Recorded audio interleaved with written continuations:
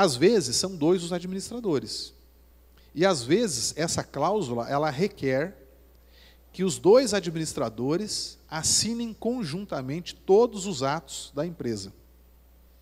Se a cláusula ela contiver essa peculiaridade, esse detalhe, a procuração tem que ter a assinatura dos 2, porque senão é uma procuração inválida. Então lá tem assim, né? José da Silva e Márcia Pereira são os administradores da sociedade, devendo assinar conjuntamente todos os atos para que tenham validade. Aí a procuração tem que ter a assinatura dos 2. Se tiver assinatura de um só, não é válida. Aí tem lá, quadro societário da empresa. O José da Silva, a Márcia Pereira e o Eduardo Bana. Aí, quem assina a procuração é o Eduardo Bana, mas ele é sócio minoritário e não está constando como administrador da empresa, apesar de ser um sócio.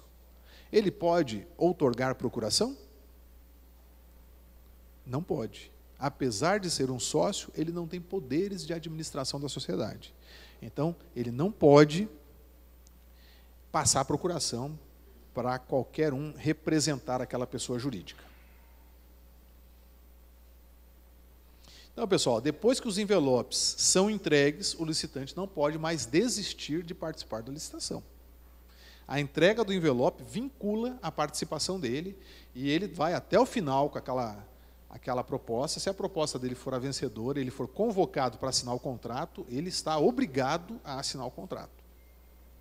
Então, não tem aquela, entreguei aqui sem, examinar bem, posso retirar minha proposta? Não pode.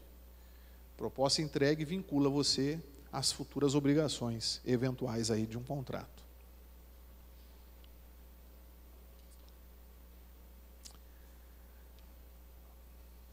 Então, na sistemática da Lei 8.666, nós temos a habilitação antes do julgamento da proposta.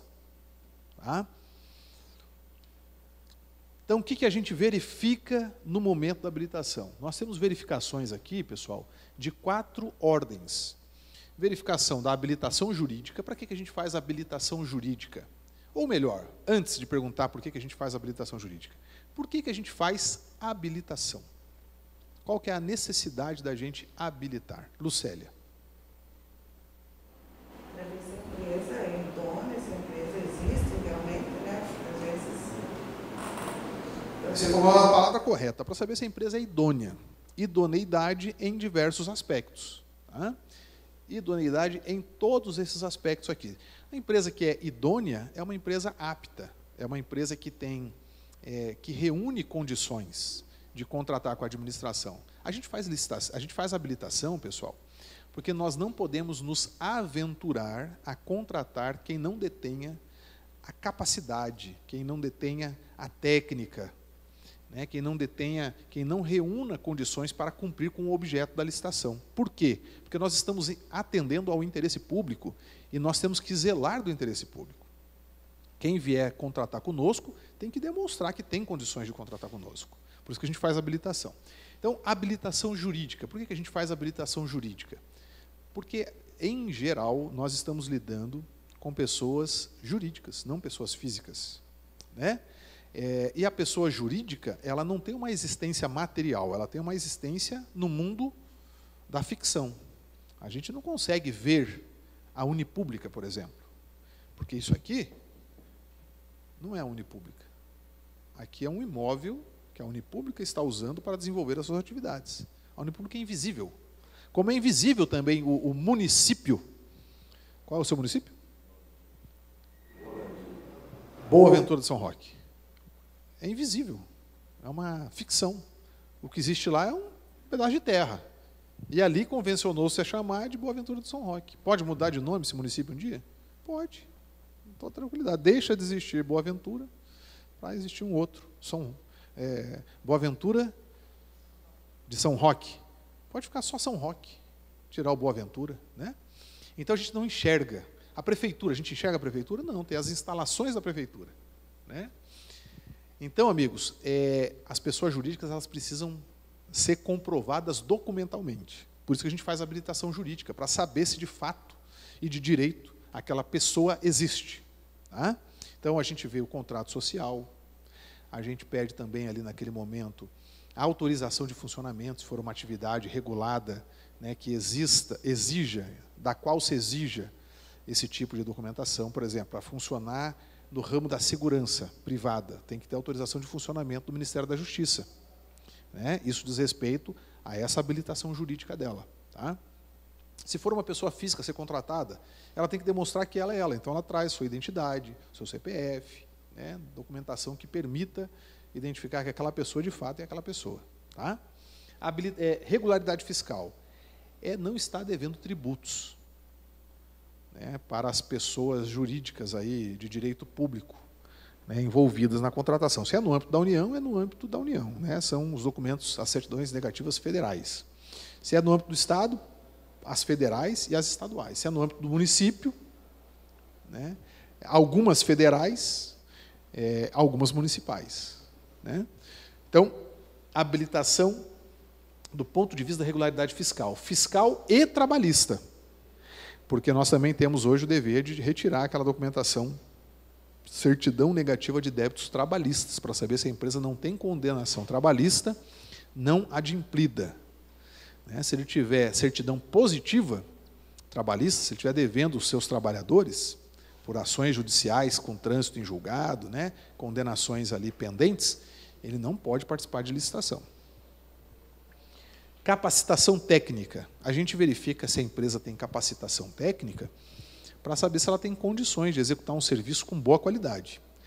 Nem todas as licitações nós precisamos exigir comprovação de capacitação técnica, porque as exigências de habilitação, elas são colocadas na lei como o máximo a ser pedido. Mas há situações que a gente não precisa pedir o máximo. Por exemplo, compra de bens de pronta entrega.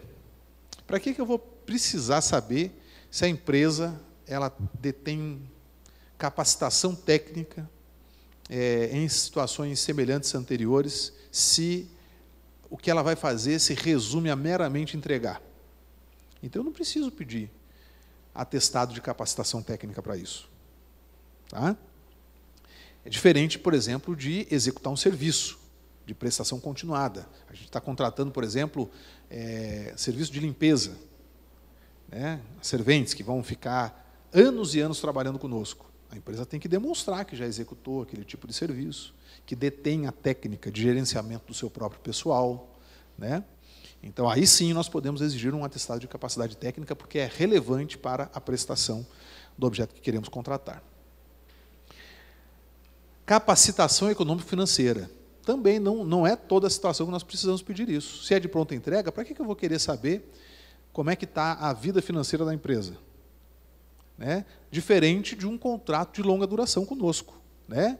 Em que nós vamos passar anos com a empresa ali. Adianta eu contratar uma empresa que esteja à beira da falência para um serviço que vai se protrair no tempo, que é um serviço de natureza continuada?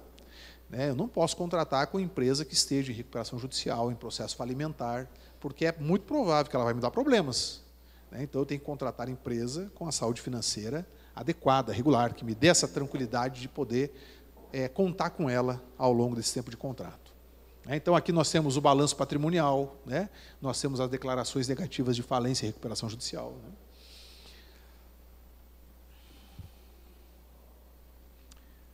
Então, uma outra coisa, nós não podemos inventar documentos para colocar nestas exigências aqui. Os documentos que a gente pode exigir no momento da habilitação são os documentos que estão dispostos lá entre o artigo 27 e o artigo 31 da Lei 8.666. Se não tiver ali, não posso exigir. Né? Já vi gente inventando documento para pedir nessa fase aqui. Por exemplo, alvará de funcionamento. Alvará de funcionamento, a gente pode exigir como documento de habilitação? Aonde lá, entre o artigo 27 e o artigo 31, consta alvará de funcionamento?